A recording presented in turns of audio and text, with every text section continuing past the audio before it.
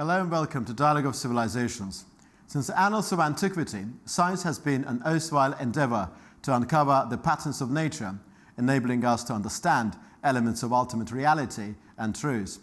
By its very nature, science is universal, with every breakthrough representing progress in the comprehension of ourselves and our surroundings to the betterment of humankind and the universe. The Navier-Stokes equations, being a set of partial differential equations, describe the flow of incompressible viscous fluids in mathematical contours. These equations were first developed by French engineer Claude-Louis Navier in 1821 and later evolved by British physicist Sir George Gabriel Stokes between 1842 and 1850. They have complete solutions only in relation to simple two-dimensional flows. In 2000, the question as to whether smooth, reasonable solutions to the Navier-Stokes equation in 3 dimensions exist was designated as one of the 7 outstanding mathematical millennium problems by the Clay Mathematics Institute of Cambridge, Massachusetts, United States. The Navier-Stokes equations have a non-linear structure with various complexities, and therefore it is virtually impossible to produce exact solutions. My guest today is Professor Kamal Soltanov, an Azerbaijani mathematician who, in his recent paper entitled Remarks on the Uniqueness of Weak Solutions of the Incompressible Navier-Stokes Equations, sheds invaluable light on this perplexing puzzle, the solution as to which has long evaded the scientific community. There's an emergent view amidst the scientific milieu that he is a man who stood on the shoulders of giants and have seen a bit little further. Professor Soltanov has conducted his mathematical research in Turkey over the past 17 years, mostly at Hacettepe University, the last 4 years being spent at Iğdır University. Professor Soltanov, welcome to Dialogue of Civilisations. What a great honour to be able to interview you. My first question is the following. When a great discovery is made in the mathematical field, it's quite often the case that only half a dozen people in the world have the intellectual acumen for complete comprehension. Could you explain to us in a nutshell the uniqueness of a weak solution to the incompressible Navier-Stokes equation? I believe this is an almost impossible task. However, I will begin to speak. The fact is that quite some time ago, in 1932, Jean Leray proved only the existence of solutions, while Eberhard Hopf defined the class of functions in which these solutions reside. For a considerable time, researchers focused on whether uniqueness could be proven. The existence of a solution suggests that there may be many functions that can follow entirely different paths. Therefore, the question of uniqueness is significant. After establishing existence, efforts were made to prove uniqueness. It was only in 1959 that Jacques-Louis Lion, a French academic, and Guido Prodi, an Italian mathematician, proved the uniqueness of the solution in the two-dimensional case. Since our world is three-dimensional, the question remained open for the three-dimensional case. Their proof was not particularly difficult. In 1969, Olga Ladizhenskaya provided a simpler proof of the uniqueness of the solution for the two-dimensional case. However, the three-dimensional case remained unresolved. I have proven when a unique solution exists. This problem is well known and is used in many areas of life. If the solution is unique, we can clearly predict how the process will continue.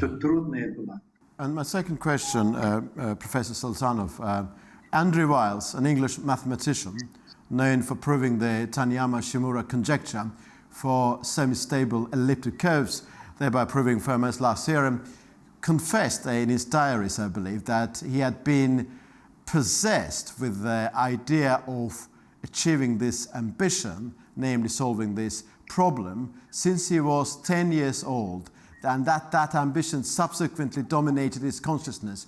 My questions are about your personal story, about when did you first discover this challenge? When did you first comprehend the nature of the problem? And when you first actually possessed with this unquenching thirst to find an answer to this puzzle?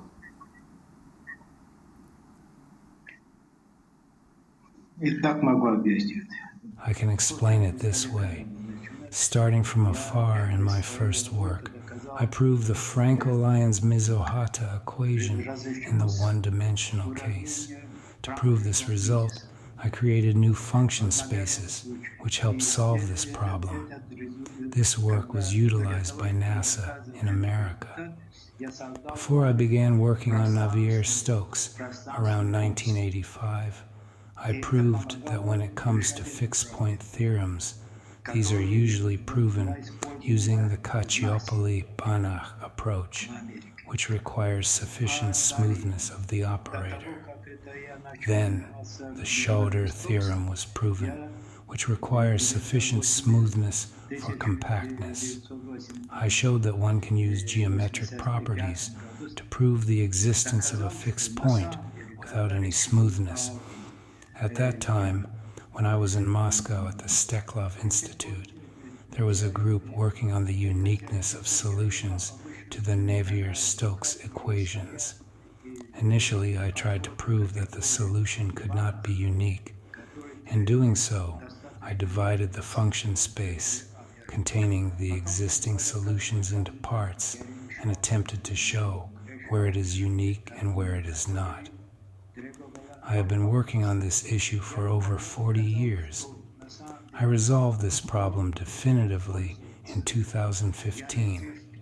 I found the solution. However, I only submitted this work to various journals between 2000 and 2020. I obtained quite a few results, which helped me study this issue. Well, thank you very much indeed for explaining in detail all of those stages that you have been through, and the fact that actually you came to this conclusion back in 2015, not in 2024. Thank you very much indeed for clarifying that too. So my third question, Professor Soltanov, it has been said that whilst breakthroughs in science, music and art are breathtaking in themselves, we should never disconnect with the person who has blessed with this incredible insight despite our sense of awe of the creation itself. Quite often scientists have to engage in personal battles, in what one may call a ceaseless search for truth, and the process may be both enjoyable and also excruciatingly painful to reach these solutions. What is your personal story? And I know that you enjoy what you're doing, you derive pleasure, but also it must be excruciatingly painful as well. Could you give us, allow us to have a glimpse of your personal story when it comes to your scientific research?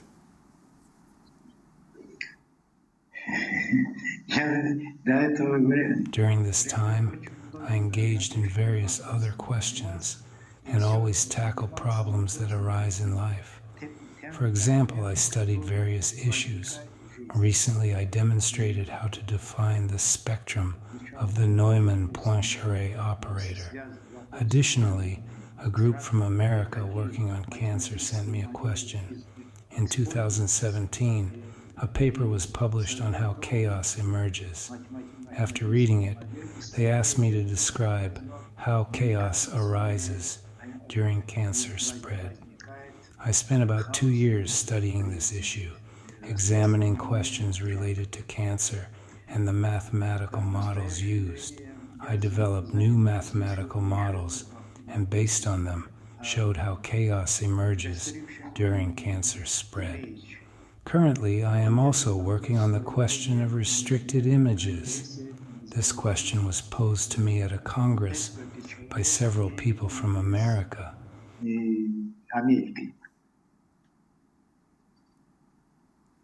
Well, thank you very much indeed. And my fourth question number 4, is, you have had an illustrious academic career, but when you, back in 2015, when you came to that conclusion about the Navier-Stokes equation, did you feel, because quite often scientists say that they feel a sense of loss and a tremendous sense of freedom So in that sense, I mean, what is the next challenge for you? You have already achieved quite a lot, but the life is long and you have ambitions. What is the next challenge for you? The problem I solved is one of the Millennium Prize problems, which carries a $1 million reward. I have not yet solved the main question. I have only resolved one aspect of it. The main question remains whether smooth solutions exist. I am currently working on this. Many challenges, I imagine. I mean, talking about the Navier-Stokes equations, in addition to being of great significance and interest in a purely mathematical sense, they're also very, very important from the engineering and medical point of views. They may be used to model the weather, ocean currents, and water flow in a pipe. And also there's an application for the aircraft and cars, the study of blood flow. I mean, I also know that one of your research papers actually relates to the mathematical models which could lead to a breakthrough in cancer treatment. And what are some other applications of your scientific activities which could, you think, that benefit humanity at large?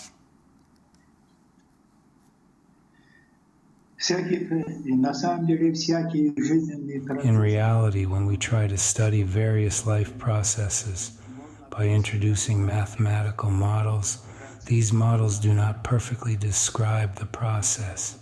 However, sometimes it is sufficient to study the model to predict the future course of the process. Therefore, I have always tried to create mathematical models that more accurately define the process. I am still working on this issue. And my very, very last question to you, Professor Soltanov. We understand that science does not have nationality. It is the product of humanity. And we know that Navier-Stokes equation, as a generalization of the earlier equation devised by Swiss mathematician Leonhard Euler in the 18th century, which described the flow of incompressible and frictionless fluids. So many bright minds have applied their intelligence to find answer to this puzzle. And my question to you is that, do you, as a man of science, as a man of great intellectual import, feel part of something bigger, something august, in a kind of participating in the elevated element of universal human thought? Do you feel the belonging to some sort of a higher human conscious process?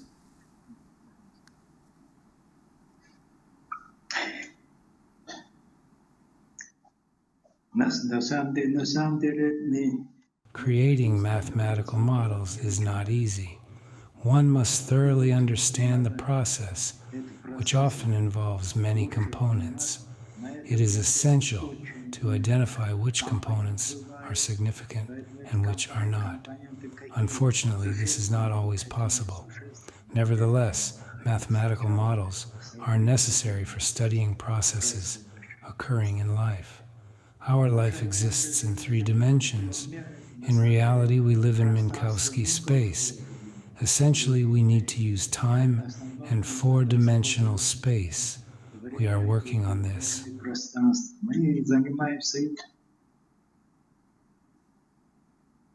Thank you, Professor Soltanov. I'm so grateful to you for your time and for your answers. Thank you very much indeed. Thank you very much. Thank you. This was Professor Kamal Soltanov, whose recent scientific breakthrough was the discussion topic of today's Dialogue of Civilisations. Looking forward to welcoming you to the next episode of this multifarious program.